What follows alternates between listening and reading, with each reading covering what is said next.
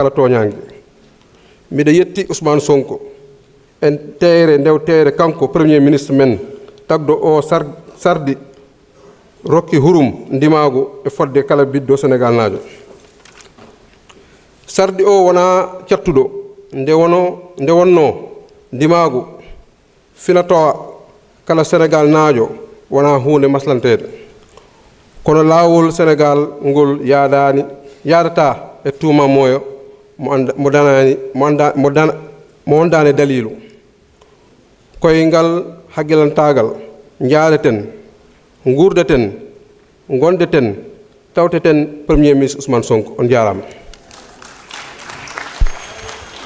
Merci beaucoup honorable Amadou Dia. Thierno Alassane Sall, vous avez la parole. Younoussa Sissoko se prépare.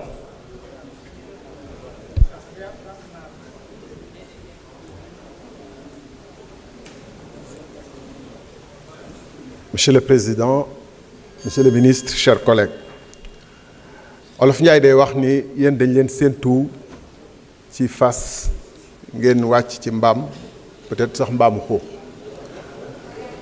ndax da ngeen ñu digoon sénégalais yi yéen ak sàmm jikko yi ngeen di te yéen a yey di leen gërëm da ngeen yëkkati woon benn campagne de dénigrement et d'intoxication campagne politicienne boo xam ne jubluwu leen ci lu muy doxee ko pour élection ngeen amoon nag ay yenn éléments de langage bokk ci affaire góor jigéen bokk ci franc CFA bokk ci fonds politique bu ngeen gëmoon loolu la ngeen di def mooy effectivement da ngeen di ñëw criminaliser homosexualité parce que du xam nañu yéen xam ngeen luy criminalisation yéen ak seen 4000 cadres seen président de la république seen premier ministre bu nga xam ne ñoom ñëpp ay juriste ngeen xam ngeen lan mooy criminalisation ak jafe-jafe yu nekk pour bu ngeen criminaliser waaye comme ay dóorkat ngeen bëgg a jaay nit ñi Mercedes ba ñu jënd ba ngeen war leen livrer ngeen de bàyyi leen ñu jox leen ab 2 chevaux wala cak-cak moo gën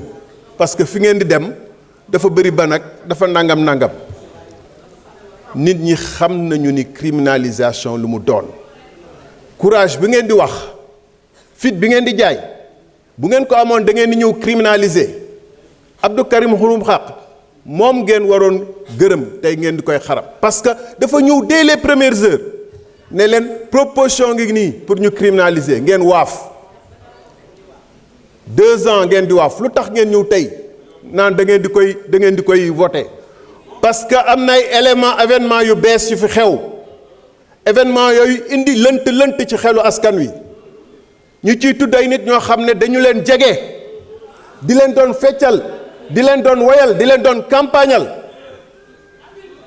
ngeen taxaw tey ni ala kulli alin waxtu bi jot na parce que courage moo doon dès les premières heures dès les premières minutes ngeen def seen loi de criminalisation homosexualité bi beneen bi mooy da ngeen wax nit ñi que ñi fi newoon depuis 65 mooy régime Senghor ak Ablaye Wade ak Abdou Diouf dañ doon défendre homosexualité parce que article 319 man dama rus ba ngeen jëlee article 319 boobu naan da ngeen koy bindaat dama jàppoon ni bala yéen amul fenn fu ñuy défendre fu ñuy tere affaire góor jigéen bu ñu leen dégloo ngeen dem ci jàkka yi manifester xutba plateau yi imam yi di génn dañu jàppoon ni yéen da ngeen wax sénégalais yi ni amul benn article fu ñuy tere mbirum góor jigéen ndeke yéen xamoon ngeen ni li ngeen di wax du dëgg ngeen génne article 319 tey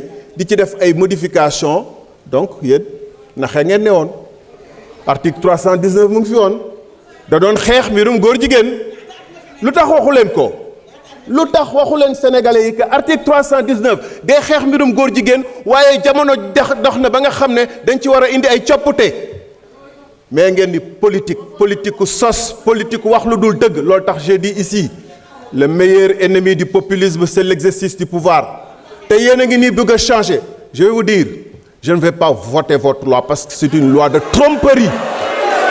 C'est une loi de tromperie. S'il vous plaît, chers collègues, laissez-le terminer. Et c'est une loi de tromperie.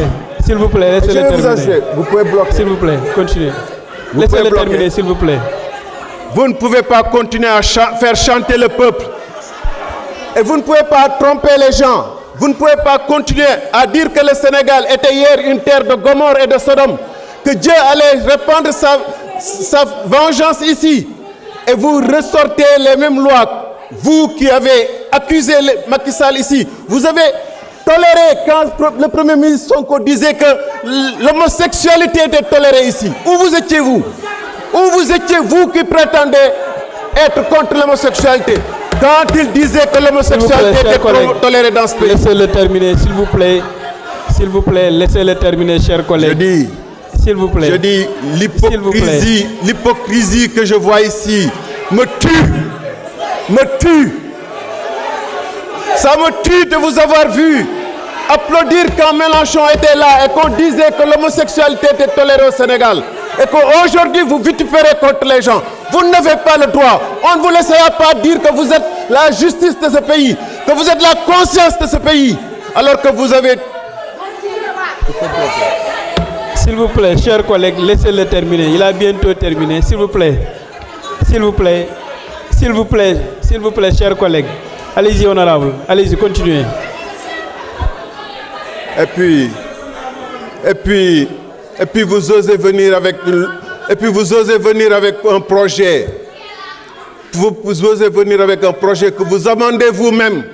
Parce que vous dites que dénoncer l'homosexualité serait la délation. Il faut trouver les moyens de... Et vous-même, vous n'êtes pas d'accord avec vos lois. Vous vous amendez vous-même. La preuve que vous avez des problèmes, c'est que vous êtes 130. Vous n'arrivez pas à m'entendre. Merci beaucoup. Merci beaucoup. Thierno Alassane Sall. Younoussa Sissoko, vous avez la parole. Gracie Faye se prépare.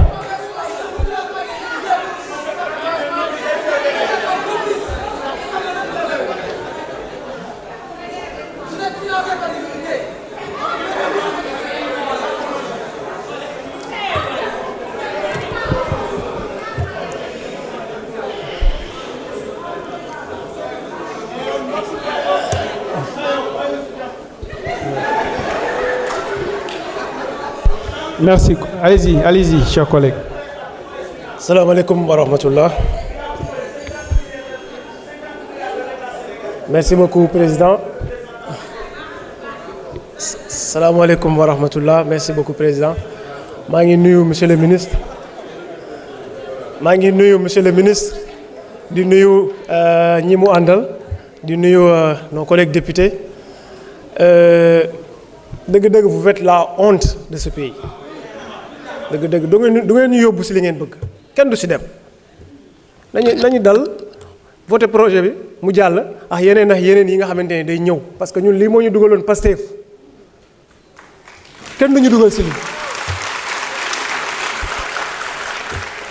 donc na ñëpp daal ñu liggéey continuer liggéey parce que ñii mënuñu dagg travaux yi ñuy def dinañ ko voté parce que déjà en passant ñu ngi remercier le président Ousmane Sonko lii moo taxoon ñu àndoon ak moom. Parce que c'est le défenseur des valeurs. Ousmane Sonko c'est le défenseur des valeurs kenn mënu ko xas ci réew mi bu fekkee da ngeen laal dara da ngeen ko delloo bu fekkee dañ leen financé da ngeen ko delloowaat réew mi nii góor jigéen du fi avancé mënul nekk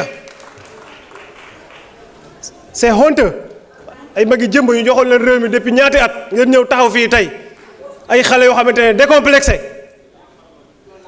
taxaw di liggéey di défendre valeurs yi ngeen taxaw naan fi la xar yi jaar vous devrez avoir honte